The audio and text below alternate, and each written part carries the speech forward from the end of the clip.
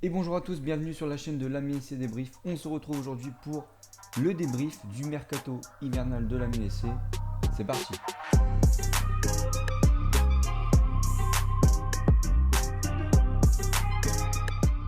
Alors avant un petit peu de donner mon avis et mes conclusions sur ce mercato, on va un petit peu voir globalement tous les départs et toutes les arrivées qu'il y a eu, voir si vous avez peut-être raté une ou deux infos. Donc on commence avec les départs. On a eu 6 départs au total si on compte Saman Ghoddos qui était déjà en prêt. Aucune autre équipe n'a fait autant de départs que nous. Donc en premier lieu donc Saman Ghoddos qui était prêté à Brentford et qui finalement va rester là-bas puisque le club anglais a levé l'option d'achat de 5 millions d'euros. On a également le départ d'Otero, donc ça fait quand même très longtemps, il est parti très tôt Otero au Mexique pour 3 millions d'euros, enfin c'est un prêt avec option d'achat obligatoire. Donc bon, c'est quasiment un achat. Adam Lewis est retourné à Liverpool parce que son prêt n'a pas donné satisfaction. D'ailleurs, il a été prêté à Plymouth, je crois, directement après. Akolo a été prêté dans les tout derniers instants du mercato à Paderborn en deuxième division allemande. Prêt avec option d'achat. Donc le montant de l'option d'achat n'a pas fuité, mais bon, on peut espérer que ça soit 2,5 millions à peu près. Jonathan Bumbu, qui n'a pas du tout joué depuis le début de la saison, a été prêté à Bologne en national. Sanessi enfin est parti à Salernitana en série B italienne.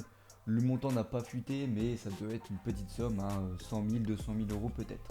Du côté des arrivées, on a donc enregistré 4 arrivées si on compte le retour de Niaouré. Alors bon, je l'ai compté parce que officiellement c'est une arrivée, mais voilà, il n'a pas l'air disposé à jouer avec nous.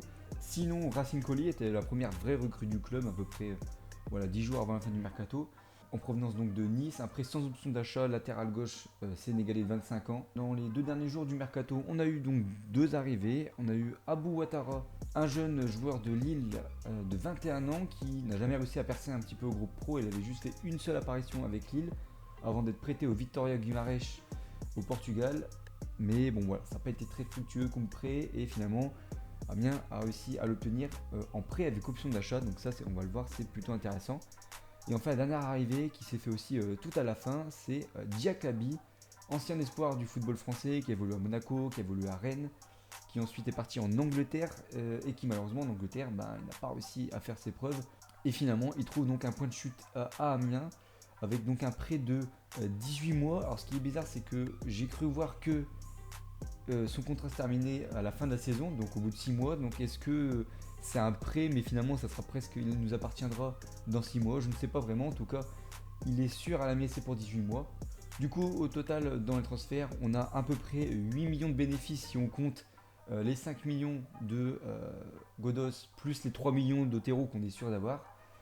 Voilà, donc bon, je compte pas les quelques centaines de milliers de Sanassi, mais voilà, à peu près un peu plus de 8 millions d'argent récolté, on va dire, contre zéro dépense, puisque c'est 3 prêts, dont un avec option d'achat, dont un de 18 mois. Voilà pour la revue globale des transferts. Alors j'ai voulu juger ce mercato sur 5 points. Le premier point, c'est la communication du club, et je pense que c'est le moins bon point, la communication. J'ai noté la communication 2 sur 10 parce que à Colo, jusqu'à 13h50 aujourd'hui, on ne savait pas si finalement il était vraiment parti ou pas, ou si c'était une info dans le vide. Jack Lane devait partir, finalement aucune info sur lui, mais apparemment il est là. Jason Papo il devait partir, mais vu qu'il est à moitié blessé, bon finalement il n'est pas parti. Mendoza il devait partir, c'était le joueur à faire partir et il est toujours là. Je trouve ça dommage pour nous supporters qu'on n'ait pas plus d'infos. Le deuxième point dont je veux parler, c'est la qualité des recrues ou des départs. Et là j'ai noté 8 sur 10. Je trouvais que ce mercato était très intelligent dans ce sens-là. On laisse partir Akolo qui ne donne pas satisfaction. On laisse partir Lewis qui ne donne pas satisfaction. Sanassi, c'est pas un gros potentiel, donc autant le laisser partir. Otero, on se fait 3 millions sur un joueur qui nous apportait rien. C'est une superbe affaire. Godos, 5 millions sur un joueur qui de toute façon serait pas resté cet été. Donc ça fait un dossier en moins à gérer. Le seul petit bémol dans ce point-là, c'est Bumbu. Je trouve ça dommage d'avoir laissé partir parce que bon, c'est un jeune qui aurait pu avoir sa chance. Mais sinon, globalement, les départs sont plutôt intelligents. Et côté arrivée, bon, Niaouré, j'en parle pas bien sûr, mais Ouattara, ça peut être intéressant. Il n'a pas réussi à faire son trou au Portugal et à Lille, mais le niveau est quand même assez élevé là-bas. Donc peut-être qu'en Ligue 2, il peut réussir à faire quelque chose d'intéressant. Diakabi, alors Diakabi c'est assez particulier parce que c'est un ancien espoir français, il était vendu 10 millions d'euros par Monaco, etc. Mais en 70 matchs en Angleterre, il n'a marqué aucun but. Donc ça fait un petit peu peur. Les supporters de Huddersfield d'ailleurs étaient venus sous le tweet de la MSC qui indiquait que Diakaby arrivait à Amiens. Ils étaient en mode bon bah super, vous le prenez, on n'en veut plus.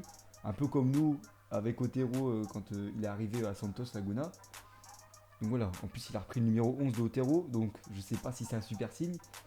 Mais bon voilà, sur le papier il a quand même un petit potentiel, il a 24 ans donc il peut encore progresser. Voilà, 18 mois donc on peut peut-être en tirer quelque chose. Puis Racine Colli, bon c'est seulement 6 mois, c'est dommage mais c'est je pense un joueur qui peut être très intéressant. Voilà, 25 ans, il est déjà assez confirmé. Sur son premier match, c'était plutôt pas mal, sans être incroyable, c'était solide. Donc, de ce point de vue, du point de vue de la qualité des joueurs sur le terrain et des joueurs qui sont partis, je pense que c'est pas mal, c'est pour ça que je mets un 8 sur 10. En ce qui concerne les postes, j'ai noté 7 sur 10. Parce que les postes, finalement, on a recruté les postes où on avait dit qu'on allait recruter, hein, Bernard Joinin, Tanchot, voilà, c'était en gros deux recrues offensives et un latéral gauche, et c'est exactement ce qui a été fait. Donc, sur ce point-là, ils ont tenu leur pari. Après, je reproche le fait qu'ils ne se soient pas vraiment adaptés à la situation actuelle, avec le fait qu'on n'ait pas beaucoup de milieu de terrain, tout simplement. On a vendu Bumbu, on a prêté Bumbu, alors qu'on n'a pas beaucoup de milieu de terrain parce que Lomoté est souvent blessé.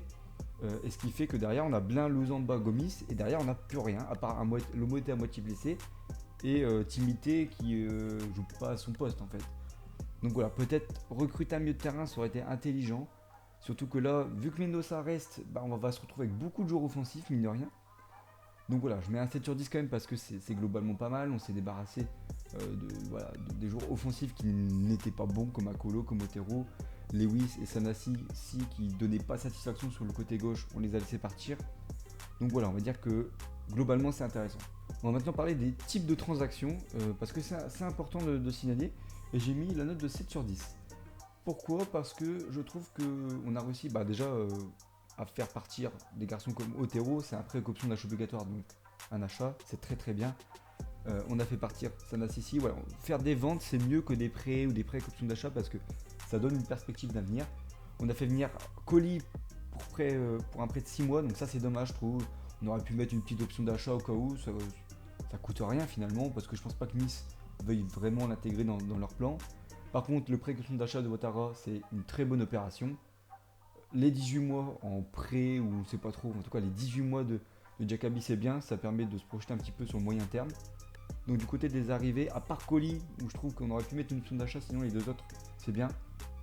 À Colo, on n'a pas réussi à le vendre, mais on a quand même réussi à le prêter avec une option d'achat. Donc avec un peu de bol, on va réussir à le refiler. Voilà, le seul petit regret aussi du côté départ, c'est Bumbu. Je trouve que c'est dommage de l'avoir laissé partir, sachant qu'au milieu de terrain, il manque du monde. Mais voilà, globalement, en termes de type de transaction, Bumbu, ça reste un prêt, donc il peut progresser pour l'année prochaine. Et enfin, le bilan financier, je suis obligé de mettre un 9 sur 10. On a dépensé 0, on a gagné 8, peut-être plus si on vend à Colo cet été. Donc c'est clairement une superbe opération. Diakaby, il vaut 4 millions d'euros, donc si on arrive à l'obtenir, en tout cas à faire en sorte qu'il appartienne au club, on peut en faire une plus-value. Ouattara, s'il perce, il arrive à faire 6 mois superbes, on pourra peut-être le revendre plus cher après son option d'achat. Donc voilà, là c'est Bernard Joinin et John Williams, de ce point de vue-là c'est sûr, on sait qu'ils sont performants, ils l'ont été. Donc au niveau financier c'est très intéressant. Alors j'ai mis que 9 parce qu'on a gardé Mendoza qui a un salaire assez conséquent. Mais voilà, globalement, sur le plan financier, c'est très intéressant et forcément, dans les temps qui courent, c'est plutôt pas mal. Donc, conclusion, dans un contexte économique et sportif très compliqué, John Williams et Bernard Joinin ont finalement, je trouve, fait le job. Voilà, contrairement aux 11 millions, moi je suis plutôt satisfait du mercato qu'il a eu. Voilà, peut-être avec la recrue d'un milieu de terrain, ça aurait été encore mieux, ça aurait été, je pense, le mercato parfait. Mais globalement, j'ai trouvé ça intéressant. Des ventes intelligentes, des prêts intelligents, des achats intelligents. Donc, moi je suis convaincu, en tout cas sur le papier je suis convaincu, à voir ce qui va se passer sur le terrain. Mais voilà, je trouve que le mercato a plutôt été bien géré. Donc voilà, c'est tout pour ce débrief du mercato hivernal de l'Amiens SC. On se retrouve dès demain pour le débrief du match face à Pau. Et en attendant la prochaine, je vous dis à bientôt. Et n'oubliez pas, qui ne saute pas n'est pas amiénois. Deuxième poteau, c'est pas fini, la remise instantanée vers le point de pénalty. Ballon qui traîne sur Bongo qui est fort. Qui va incroyable. Et c'est fou. Et c'est fini. de Liga. Quelle histoire, quel scénario, mais quelle saison.